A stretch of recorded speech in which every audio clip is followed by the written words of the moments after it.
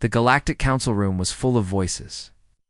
Alien leaders from across the galaxy sat around the round table, their faces cold and serious.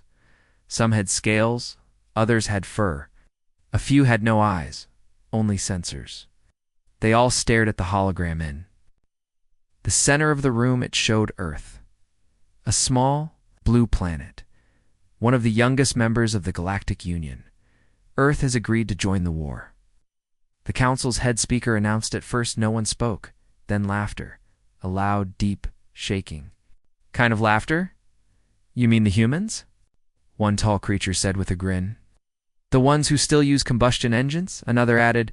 Do they even have real warships? Heard they use satellites for defense. Someone at the back coughed. They're sending only 3 ships. Room exploded with more laughter. 3 ships. It's for a galactic war. They'll be gone in the first 5 minutes. The head speaker raised a hand. The room slowly quieted down. They may be small, but we must accept their help. He said, Help. Someone whispered, They'll be in the way. But no one listened to that voice. Far from the Galactic Council, deep in space, the Earth fleet. Ships moved quietly through the void. Captain Myra stood on the bridge of the lead ship, EFS Courage. Her eyes were focused, her face calm. She didn't speak much. Her crew knew she was serious, strong, and always thinking 5 steps ahead. Her second in command, Lieutenant Harris, looked nervous. They laughed at us, didn't they? He asked. Mira gave a small smile. They always laugh, till the game changes. We're heading to Outpost Daria, a colony near the edge of known space. It had been attacked by the Xerox swarm 2 days ago. Most other alien forces had pulled back. The swarm was too strong, too fast, too deadly. Myra's ship was the only one going in. We don't have many ships, Harris said, almost whispering. No, Myra replied, but we're not sending ships. We're sending humans. The crew looked at each other. Her voice was calm, but full of something they couldn't name. At the same time, across the galaxy, in a high-orbit battle station, a group of alien officers watched Earth fleet's movement. They're really going into Daria, one said, shocked. Do they want to die? No. They want to be seen, another answered, back on the EFS Courage. The ship dropped out of warp. The planet Daria came into view. It was burning. Fires covered the surface. Space around it was full of broken ship's wreckage from alien fleets that had already lost the battle. Xerox ships, black and bug-like, swarmed the skies. Weapons ready, Mira said. The crew moved quickly as the Earth fleet ships approached. The Xerox ships turned toward them. Here we go, Harris said, gripping his seat. The alien swarm came fast, hundreds of ships, blinking red, glowing like angry eyes in the dark. But Earth fleet did not fire first. Instead, they slowed down. They didn't act like the other species. No flashy shields, no huge energy weapons. They looked quiet. The Xerox didn't wait. They attacked.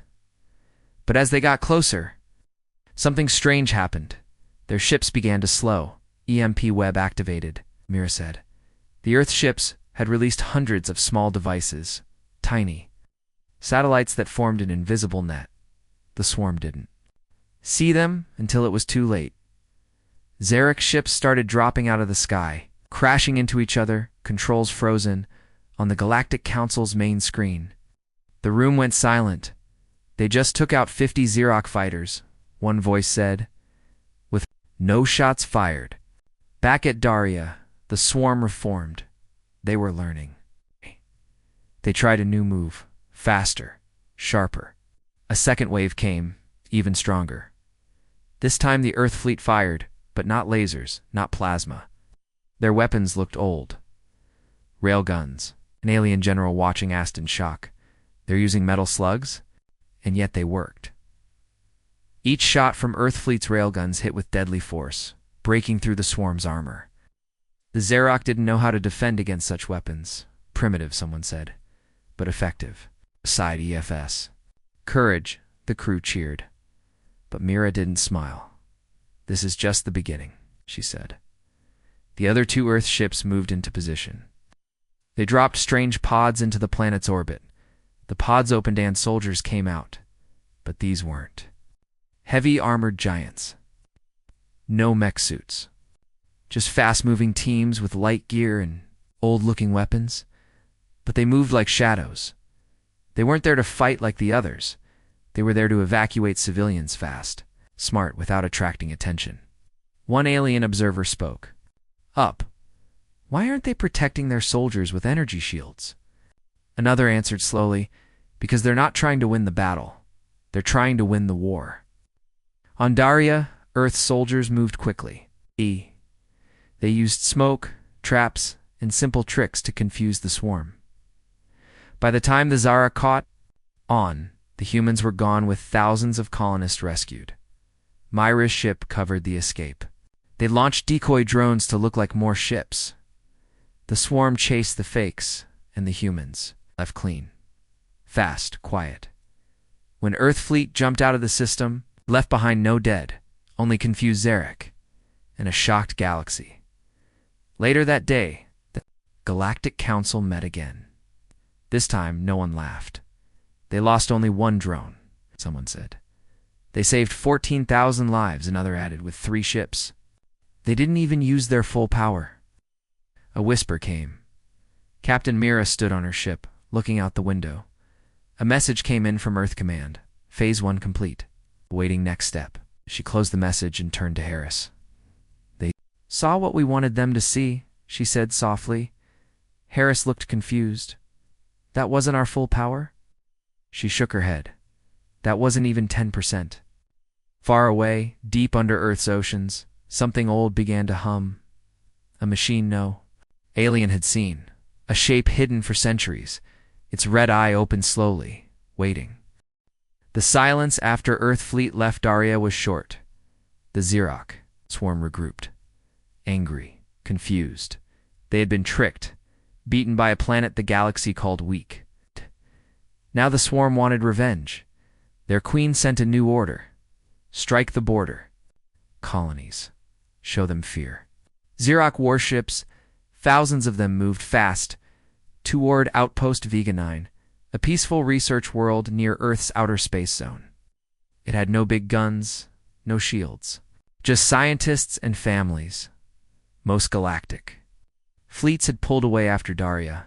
They didn't want to face the swarm again, except Earth Captain Mira. Received the signal at 0200 hours. Xerox ships were coming. Earth had only one ship near Veganinef's. Valor? It was not a warship. It was a supply and support ship. Old, slow, small. But Myra didn't hesitate. Send Valor in, she said. Her officers looked at her captain. They'll be outnumbered 100 to 1. Mira nodded. They only need 2. Hold the line. The Valor's captain, Commander Juno, got the message. She didn't ask questions. Her ship changed course and jumped straight to Vega-9, inside the Valor. The crew was quiet. They knew the enemy was too strong. But they were from Earth. Giving up was never in their training. Juno stood on the bridge. She was older than Myra, calm like her, but rougher. She looked at her crew. This is not a suicide mission, she said. We just have to keep them busy. Until what? Her officer asked. Juno smiled, but didn't answer. Valor dropped out of warp. Vega 9 came into view. So did the swarm. Hundreds of black Xerox ships covered the sky. The station below sent a desperate call. We have no weapons. No way out. Please help, Valor answered. Help is already here. In the Galactic Council. Alien generals watched the feed. Only one ship? Are they mad? They're going to be crushed. But Earth wasn't trying to crush the swarm. We're trying to stall it. The swarm attacked fast. Xerox fighters came from all sides, but the Valar didn't stand still. It moved in strange patterned zigzags. Spins. Sudden stops. It was like watching a dancer move through a storm. Inside, Earth's crew used old tricks. They dropped mines that were invisible to Xerox sensors. They released decoy signals. They made the ship look like it was breaking then. Fired from the side, the swarm got confused. They thought the Valor was damaged, but it kept fighting. Back at Earth Fleet Command, Mira watched the live feed. Her fingers tapped slowly. 5 more minutes. She whispered, in those 5 minutes, the Valor kept dodging fire. They lost shields, then engines, but they were still alive. Then, just when the swarm locked on,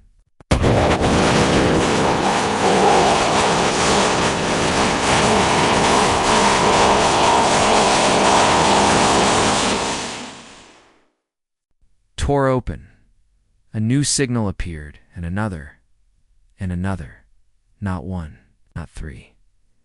22 ships, Earth fleet, had arrived. But these weren't regular ships. They were the Ghostliner, in division of Earth's deep space forces, built in secret, silent and deadly. Dark ships with no ID, no flag. They had no windows, no visible weapons, just shadows in space. The Zirak swarm stopped moving. Their sensors failed. Lights went out. One of the Zirak ships fired by mistake, but nothing hit. The Ghost line didn't return fire. They didn't need to. Each ship released a field something unknown too. Other species, Xerox ships, began falling apart. Not from weapons, but from systems. Failure. Engines died. Hull cracked. AI brains went silent.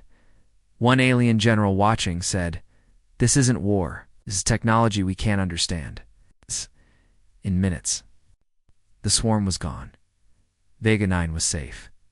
The Valor floated in space. Badly damaged, but still alive. Commander Juno smiled. "Told you it wasn't suicide." Later, she sent a message to Captain Myra. "Next time, don't cut it so close," Myra replied. "We had to wait, so they'd see what we wanted them to see." In the Galactic Council, fear had replaced laughter. One member whispered Earth never showed these ships before. Another said they let us think they were small. Now the truth was clear. Earth was not weak. They were watching, learning, waiting, and when they acted with precision. But Mira knew this was just the beginning. The swarm was angry, and Earth's next move would reveal even more in a quiet room back on Earth. A high-ranking human official gave an order. "Activate Black Cell 9. It's time." Deep under Antarctica, machines woke up. Something old began to move. Something not even Earth's allies had seen. A voice echoed in the chamber. "Humanity never brings everything to the first fight." A message came into the Galactic Intelligence Hall. It was short. "Send a spy drone to Earth. We need answers." The Council had changed since Vega-9. They were no longer laughing at Earth now. They were afraid. Earth had used strange weapons. Ships. That didn't appear on scanners. Tactics no other race used. And yet, Earth still claimed it was only helping. It's not leading. The Council didn't believe it, so they sent Agent Thal, Shadow-class spy from the planet Volker. He was one of the best. His ship was small, invisible to most tech. His mission, get close to Earth, find the truth. Don't get caught. As Thal's ship crossed into Sol System, he activated full cloak. "Scan all military zones," he told his AI. Nothing strange appeared on Earth's surface. But then, the ship detected something odd near the South Pole. Deep underground, the AI said. Metal. Massive structures. Thal frowned. "Go lower." The ship dropped into the atmosphere and disappeared over Antarctica below. Under miles of ice, giant machines sat in silence. No movement, no signals, no lights. But the scan showed they were dead. Just sleeping. Thal zoomed in on one structure. It looked like a pyramid, but black, smooth, and too perfect. The AI spoke again. "Some of this tech is older than your race." Thal's eyes widened. He ordered the drone to go deeper. It slipped into a crack in the ice cameras, showed a dark tunnel metal walls with glowing lines, symbols not seen in any known language. Then, movement. A red light turned on. Thal froze. "We've been seen," he whispered before he could escape. The screen went black. His ship was still floating above, but the drone was gone. Retreat. He ordered, but his ship didn't move. Something was jamming it. Unknown signal detected, the AI said. The feed returned, but now it was not showing Earth. It was showing Thal's ship from outside. Something was watching him then. Voice cold. "Calm, you were warned." The ship lost all power. Thal floated in darkness.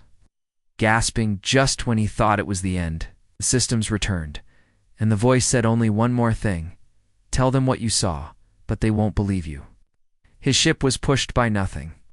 Visible back into space. Hours later. The Galactic Council received Thal's report. He was shaking. "I saw machines under Earth's surface," he said, "older than any tech we know. They didn't attack me, they just showed me that they're there, waiting." Some council members laughed again, but not all. A silent one from the Ulor race stood up. "I've seen tech like this before," he said, "long ago, in a war. We all forgot." Everyone turned to him. The kind of tech that ends empires. Back on Earth, Mira stood in a quiet room, looking at a screen. A message came in from Black Cell 9. "Foreign spy detected." "Allowed to escape?" Harris asked. "Why let him go?" She answered, "Because fear spreads faster than proof." Harris nodded slowly. "So we wanted them to see just enough." Mira turned away. "They know now. But they don't understand." Below their feet, in a bunker deep under the Rockies, another machine opened its eyes. This one wasn't from Earth. It was kept on. Earth recovered long ago. Studied. Controlled. Now reactivated. A smooth voice echoed in the chamber. "Weapon tier. Level. Unlocked." Far across the galaxy. The Xeric Queen screamed in her hive. She didn't understand what Earth was doing. She thought they were weak. But now, her own spies told her something else. That Earth's silence was not weakness. Was design. The hive sent out new ships. Bigger. Deadlier. They were going to Earth. But Earth was not surprised. They were already waiting, and they were ready to show the galaxy what comes next. Deep in space, far from Earth, the Xyrax swarm gathered once more. Their queen was furious. Her last attack had failed. The small blue planet called Earth had stopped her swarm again. Not with numbers, not with massive firepower, but with quiet. Precision, with ships no one had seen before, with technology that felt alien. This time she would destroy them fully. She gave one simple order. "Send the hive ships. Leave nothing alive." Back in Earth's orbit, Captain Mira received an early warning alert. She didn't panic. She had been waiting for this moment. Her officers looked tense. "Zero. Fleet is moving. It's not a raid. It's an invasion," Harris said. Mira just nodded. She walked to a hidden console on the bridge and placed her hand on a scanner. The screen asked one question. "Activate Shadow Protocol." Mira answered, "Yes." The console beeped once. A message flashed across Earth Fleet Command. Deep under the Atlantic Ocean, Shadow Division awaken. Under the dark side of Earth's moon, a large black dome sat buried in the rock to the galaxy. It was just an old mining station, but it was not. It was the entrance to Shadow Division, Earth's most secret weapon program. The dome opened slowly. Like a giant metal eye from inside, something moved. Not a ship, not a person, a system, a fleet of AI warships built in silence. Stored in shadow, never registered with the Galactic Union. The first ship to rise was named Silent Storm. No lights, no engines visible, no weapons on display, but its core was active. And its orders were simple. Wake the others. All across the solar system, hidden locations came to life. In Mars' largest canyon, a rock wall split open, revealing a launch bay. From the depths of Earth's oceans, huge black towers rose. From inside Antarctica, the ice cracked tanned something. Old crawled out. Myra stood on the bridge, watching the activation sequence. Her crew didn't speak. Even they hadn't seen this before. Harris whispered, "Is this our real fleet?" Mira nodded. "These ships were never meant to be shown," she said, until now. Meanwhile, the Galactic Council was in chaos. Spy reports came in from all directions. Earth had moved strange ships, black, silent, and completely invisible to normal scanners. Where did they get the materials for this? One general shouted, "Why? Weren't we told?" Another demanded. A quiet voice replied, "They didn't hide it from us. They hid it from everyone." The council's feeds began showing footage, blurry, incomplete but enough. One clip showed a shadow division, ships slicing through an asteroid like it was paper. Another showed an energy field that bent light, gravity, and even times something no other race had mastered. Alien scientists argued that's not possible. But it was, and Earth had it in the hive world. The Xeric Queen screeched in anger. She ordered the full hive fleet to move. Over 12,000 ships, organic, alive, hungry. The Xeric never lost to machines. They thought they were the top species in the galaxy. But this time, they were flying towards something unknown, Earth's full power. And Earth was done hiding. Captain Mira's face was lit. By the screen showing the hive fleet's path, she turned to her crew. "We're not stopping them at Earth." The crew looked confused. "We're not?"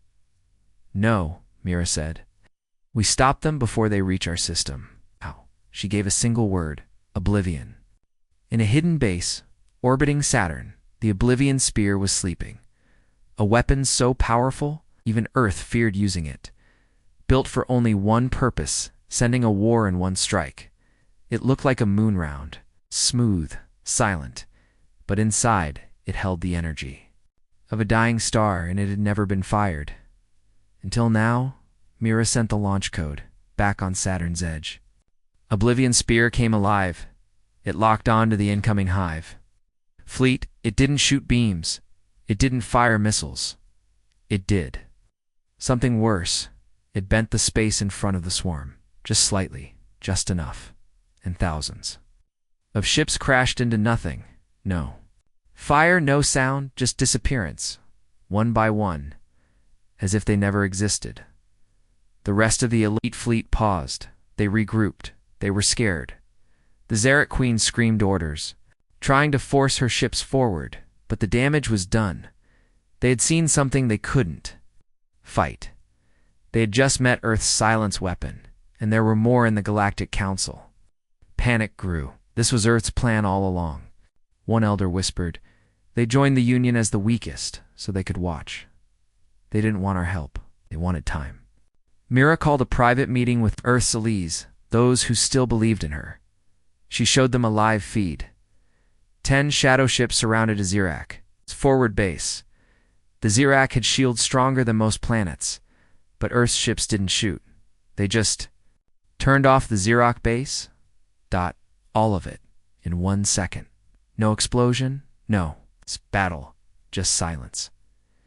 Mira turned to the screen. "These are the tools we never used. The ones we kept secret." "Why?" a general asked. "Why hide so much for so long?" Mira's eyes were calm, "Because the galaxy wasn't ready for what we could do. And now," she answered, "now it has no choice." Back on Earth, in the lowest level of the Shadow Command bunker, a message appeared. "Xerac threat, Phase 3 active. Shadow Fleet 2 counter." All around Earth's solar system, ships moved into place. Not thousands, not millions, just a few hundred each. One more powerful than any ship the galaxy had ever built, and each one was waiting for one. Command from Captain Mira. She looked at the screen, took a breath, then gave the order. "Begin intercept, but don't destroy all of them. Leave some alive, so they can report what they saw." At the edge of the galaxy, a few lucky Xeric ships escaped. They limped home, broken, confused. They told the Hive Queen what they saw. The Queen didn't speak. She finally understood. Earth had built weapons. The swarm couldn't eat, couldn't corrupt, couldn't match. Earth didn't win with numbers. They won with silence, with secrets, and with a force. The galaxy now feared more than the swarm. The stars above Earth were quiet, too quiet, but everyone knew what was coming. The Xerox swarm had failed again. Their hive ships were destroyed. Their queen was humiliated. But the swarm didn't give up. It only changed its face. Now they were sending something worse, a Xerac mothership. It was not fast. It was not silent. It was heavy, like a dark planet moving slowly through space. Its surface was alive, covered in moving skin, pulsing red veins, and spikes that reached out like claws. It was over 70 kilometers wide, built for one purpose: destruction. When the Galactic Council saw it, many members stood up from their seats. Some shouted, some stared in silence. One general simply whispered, "We're too late." But Earth was ready. Captain Mira stood in her command room. The lights were low. Her face was calm as always. But something in her eyes had changed. She watched the Xerox mothership approach Earth's system. One of her officers asked, "Should we intercept?" She shook her head. "No, let it come closer. Closer." But Mira raised a hand. "Trust me." As the mothership moved past Jupiter, ships from other planets tried to attack. A fleet from the Threxian Empire fired everything they had. Dozens of blue plasma blasts hit the beast. Nothing happened. Its skin absorbed the energy. Then, without turning, it launched a wave of biomissiles. The Threxian fleet was gone in seconds. Red mist floated where they had been. The Galactic Council held an emergency session. "We must join forces." One shouted, "Earth must act now. Where are their secret ships?" But Earth said nothing. No messages, no warnings, just silence. 2 days later, the mothership reached Earth's orbit. Its massive shape blocked the light of the sun. It hovered.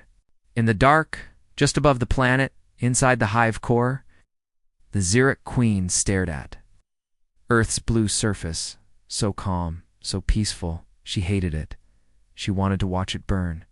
Her commanders told her the planet had no shields, no visible defenses. She smiled. This is their end. But on Earth's moon, something began to change. In a crater hidden from all telescopes, a large black circle started to glow red. It looked like a forgotten base, dusty, cold, abandoned. Then, the ground shook. Panels opened, and from deep inside the rock, a massive object began to rise. A shape no alien had ever seen. Tall, sharp, silent, it didn't fly. It floated as if space bent around it. Its name, Sentinel Prime. The first of Earth's sleeper, SUP or WEAPONS. It had never been used in any war. Not even against Earth's oldest enemies. Because it was not a warship, it was a judge. It didn't fire fast. It didn't move fast. But once it locked, it's onto a target. There was no escape. On the surface of Earth, people looked up into the sky. They could see the shape of the mothership. It covered part of the moon then. They saw something else rise beside it, a dark needle with a glowing red ring. Some whispered, "Is that one of ours?" So others just stared and waited, inside Earth Fleet Command. Mira stood alone in the Super Weapon control room. Her hand hovered over a round red interface. The AI voice said, "Target acquired. Lock sequence complete." Mira didn't rush. She took a deep breath, then pressed her hand down above Earth. Sentinel Prime activated. A red pulse expanded from its core. It didn't look dangerous. It looked almost peaceful. The pulse touched the mothership's hull, then dashed silence. No explosion, no blast. But inside the mothership, chaos started. Systems failed. The organic brain of the ship screamed. It couldn't think.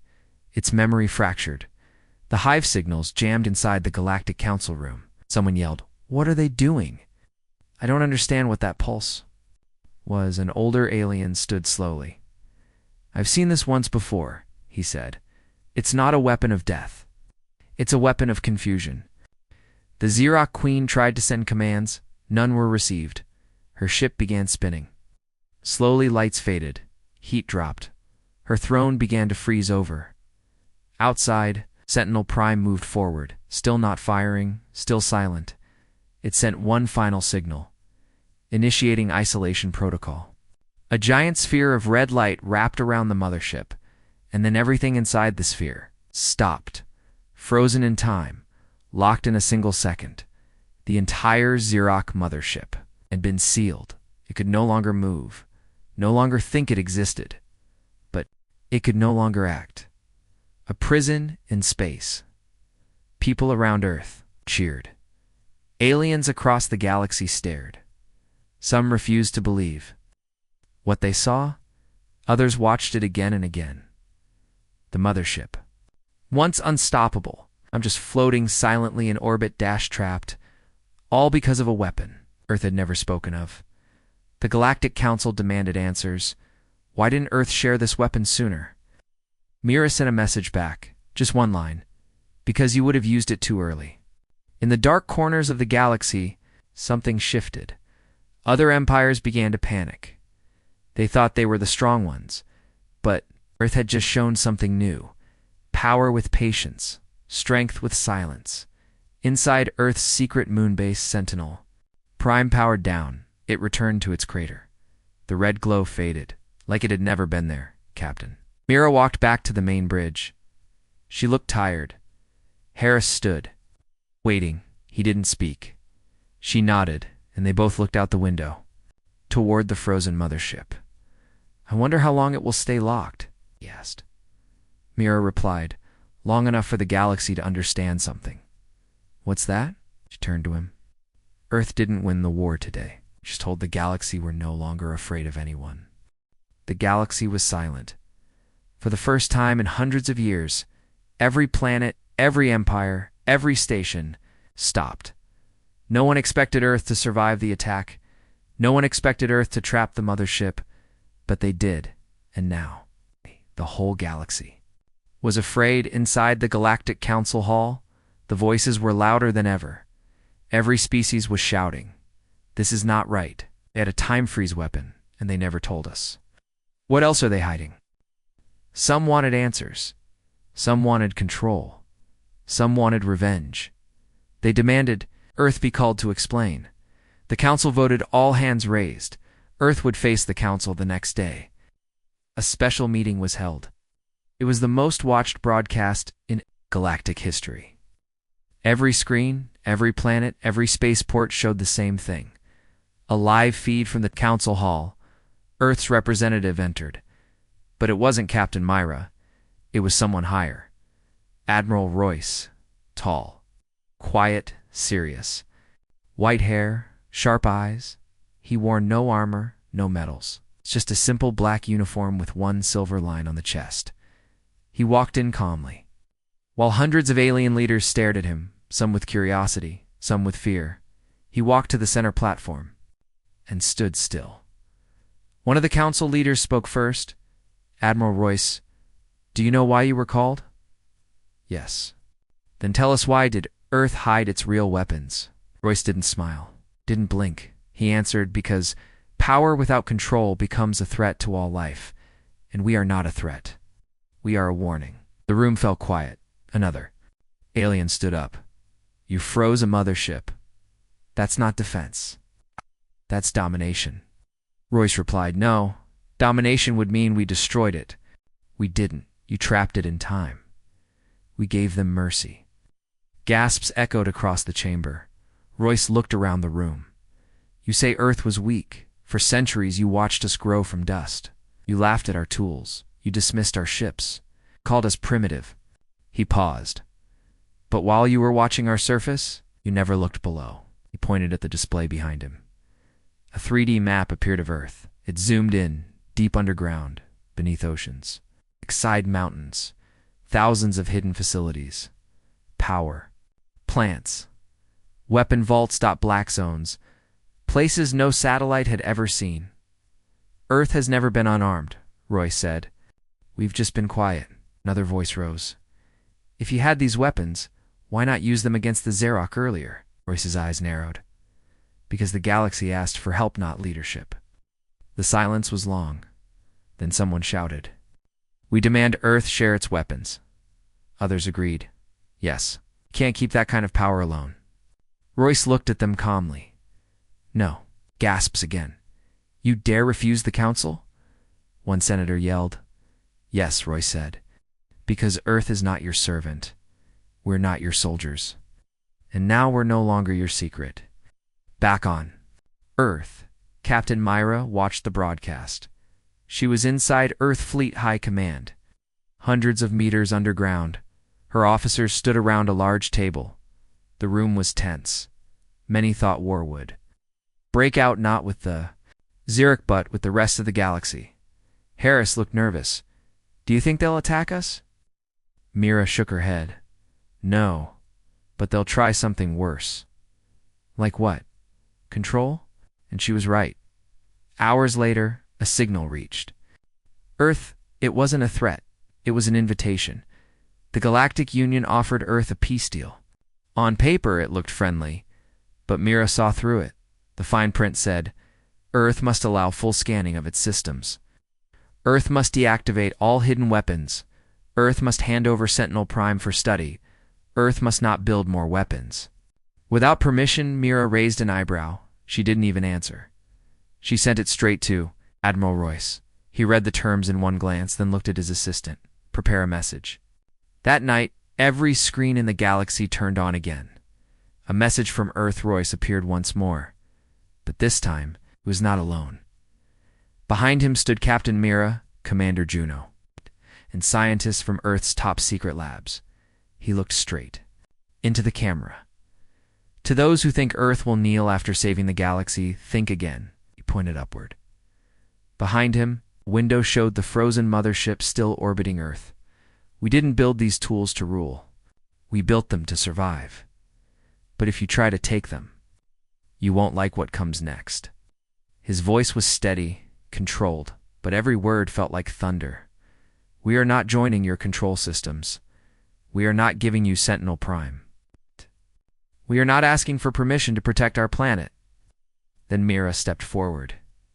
She spoke softly. From now on, Earth answers to one flag, its own. Across the stars, reactions were mixed. Some planets cheered for Earth. Small colonies. Minor species. Isolated worlds. They loved that Earth had stood up. They called Earth a symbol of hope. But others felt threatened. One empire called for Earth's isolation. Another sent spy drones. Earth ordered its fleets to train near Earth systems. But Earth had already prepared. Shadow. Division ships began patrolling the borders. Earth's moon. Base activated its second line of defense, and one by one, all Earth diplomats returned home in the council hall. After Earth's final message, everyone sat in silence. One elder broke it. He said, Maybe we pushed them too far. Another replied, Maybe we never really knew them. The youngest counselor of all whispered, Or maybe we just woke up something ancient. Back on Earth, in a room made of steel and silence, Mira met with Royce. He asked her, Do you think they'll come for us? She shook her head. Not yet. He poured tea into 2 cups, handed her one, and when they do, Mira took a sip. We let them come. Then we show them. Again. Far away, in the deepest part of the galaxy, strange signal was picked up by Earth's secret probes. It wasn't Xerac. It wasn't Xerac. It wasn't Council. It was older. It came from the dark space outside the known star map. The AI decoded one line. If Earth is awake, we must prepare. The message wasn't signed. No name, no origin. But Mira saw it and said only 3 words. They were watching.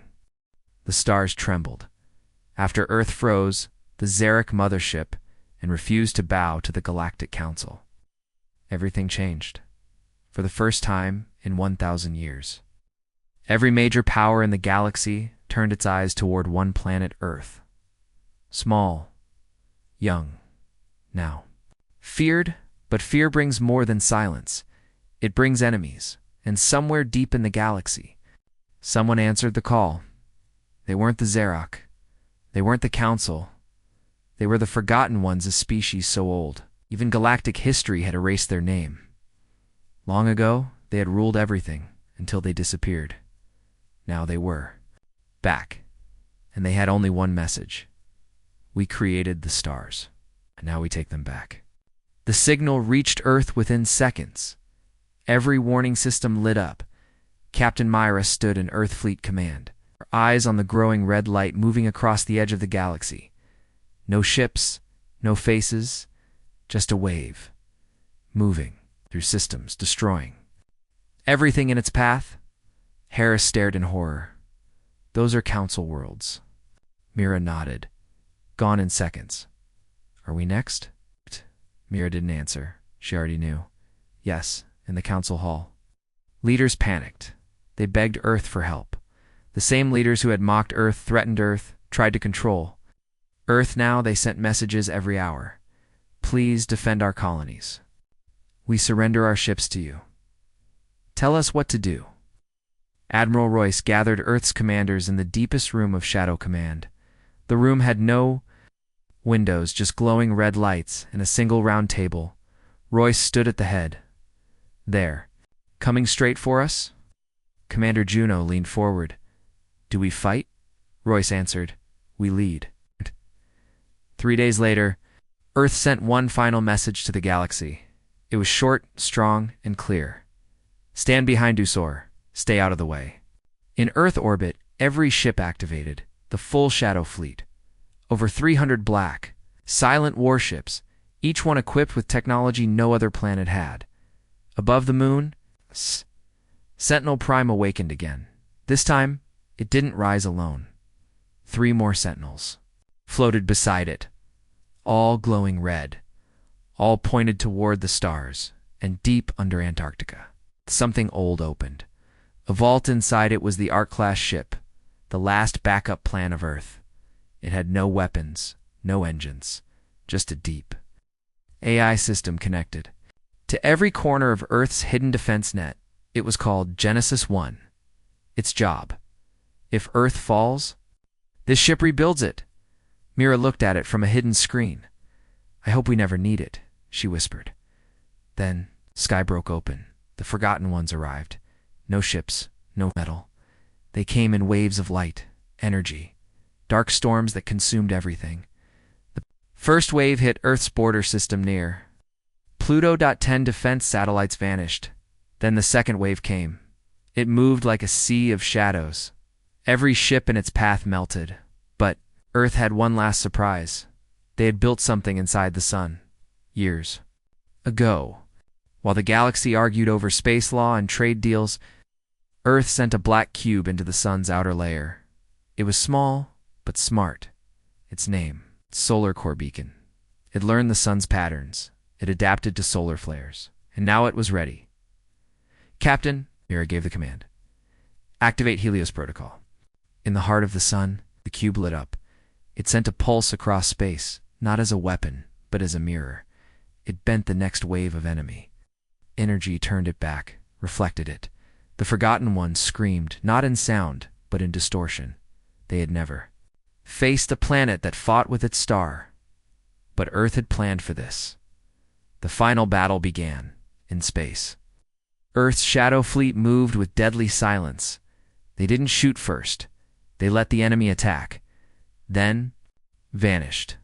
Shadow ships disappeared, reappeared behind the wave, and hit it with dimensional collapse Baumsteiny devices that folded parts of space for a second, erasing anything caught inside.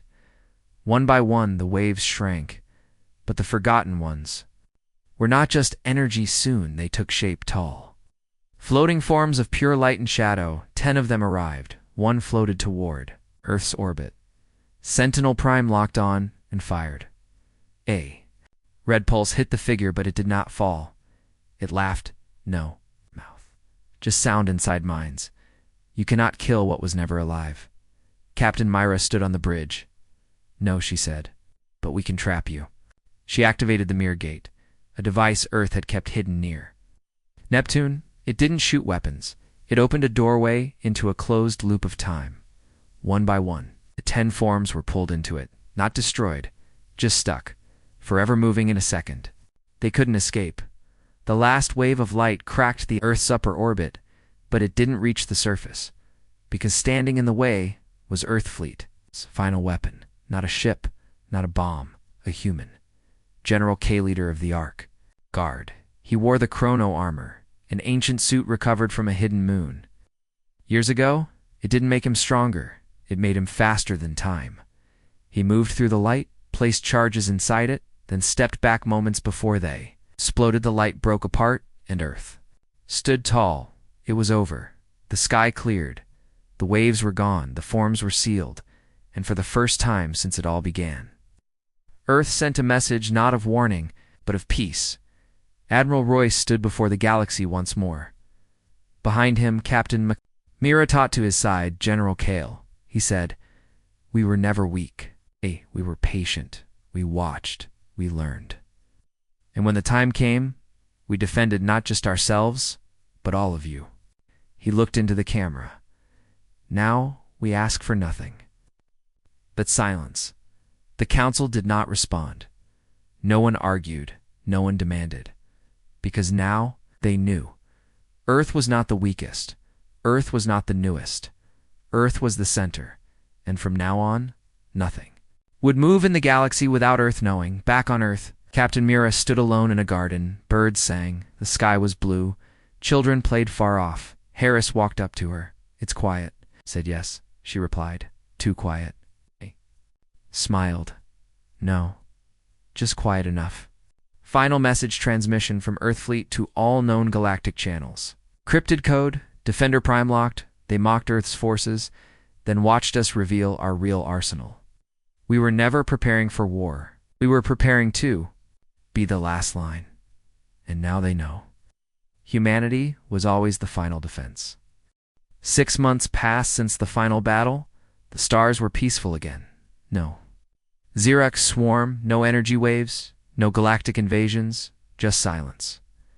But it was not the silence of fear, it was the silence of respect. The galaxy had changed, and Earth stood at the center of it all. In the capital city of Earth, New Alexandria, new building rose beside the old. Earthfleet Tower? It wasn't a war command center. It was the Galactic Restoration hub led by humans, but open to all species. Inside, scientists and leaders worked together to rebuild damaged systems. Earth no longer stood alone. Now, even its former enemies asked to be allies. Ships from planets that once mocked humanity now flew Earth's flag beside their own. They had learned Earth was not the loudest.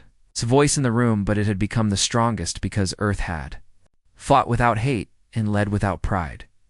Captain Mira stood on the balcony of the Earthfleet Tower. She watched cargo ships fly between spaceports. Supply crafts carried water and medicine to old Zero-infected zones. The war was over. But the work had just begun. Harris stepped beside her. "Do you ever stop?" he asked. She smiled faintly. "Only when the sky stays quiet." He handed her a report. Another alliance request. This one from the Talon. Mira raised an eyebrow. The same Talon who said humans were space children with loud toys? The same. Myra folded the paper. "Accept it. But tell them Mirth doesn't babysit." They both laughed. For once, the tension was gone. But deep inside, Mira knew. Something was coming. It always did. Far from Earth, Zazera Queen floated in the shadows of her broken hive. She was not dead, just wounded. Her swarm was gone, her children silent. But her thoughts were sharp. She had seen the worst Earth could do, and it had terrified her. Not because of its weapons, but because Earth had more mercy than rage, and that made it truly dangerous. She whispered into the dark. "Let them rebuild. Let them feel safe. And then we strike not with war, but with whispers." But on the other side of the galaxy, inside, a forgotten moon base, something old awakened. It had no shape, no name, only a memory of Earth and a voice. They are ready. Begin the cycle. Meanwhile, deep under Antarctica, the core of Earth's Genesis 1 ship blinked quietly. The AI had detected something. Signaled not hostile, but ancient. From beyond the known galaxy, it played a single phrase on loop. There. Not alone, inside Earthfleet Command. Admiral Royce was older now, tired, but still sharp. He sat across from Myra. In the debriefing room, he poured tea for both of them. "The galaxy finally listens to us," he said. Myra took a sip, and that scares me more than when they laughed. She nodded. "Peace is harder to manage than war," he leaned back. "We spent centuries preparing for the galaxy's attack. Now we need to prepare for something bigger." She looked at him. "You saw the same signal, didn't you?" He nodded slowly. A pattern hidden in the Forgotten One's energy waves. Something behind them, feeding them, watching. She placed her cup down. "We never met the real enemy." In orbit, Sentinel Prime and the other Sentinels returned to sleep mode. But this time, their systems stayed on alert. Not fully off, just waiting. Earth had earned its peace. It had proved its strength, but it had also revealed something. More important, tits. Ability to lead without demanding, and that made Earth different. Empires came and went, but Earth endured. 1 year after the war, the Galactic Council was rebuilt. But now, Earth held a permanent seat. Not at the edge.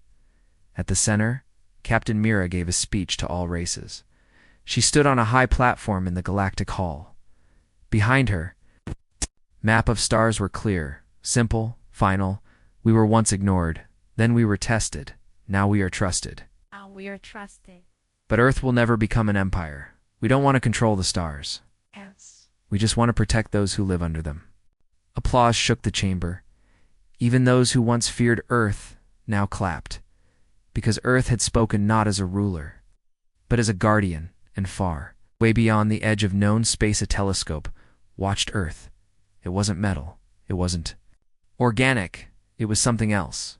A smooth glass sphere floating in a dark cloud. It blinked once, twice, then sent a signal. Earth has reached phase 3. Prepare the others. On a nameless world buried in black sand, 9 tall beings stood around a circle of light. They were not alive, but they were not dead. One turned its head. "I saw Earth's defense, the light, the trap." Another replied, "Yes, they've crossed the threshold." The third said nothing but opened its hand to show a small image of Captain Mira. They stared. Then all said the same words. She must choose the next gate. Back on Earth, Mira stood by a quiet lake, alone, thinking. A small girl walked up beside her. She couldn't have been more than 10 years old. She looked up at Mira. "Are we safe now?" the girl asked. Mira bent down and smiled. "For now, yes." The girl nodded. "Good." She ran off laughing, chasing a butterfly. Mira watched her go and whispered to herself, "Let her live a life where she never needs to know what we did to give her peace." That night, stars above Earth sparkled gently. Ships came and went. People worked. Children played. And Earth once mocked, once feared, had become something more. A home, a symbol, a defender of all life. And far above, Sentinel Prime blinked. Once, just once, then went dark again. But not off. Never off. Just watching. Waiting because Earth was ready. And now, so was the galaxy.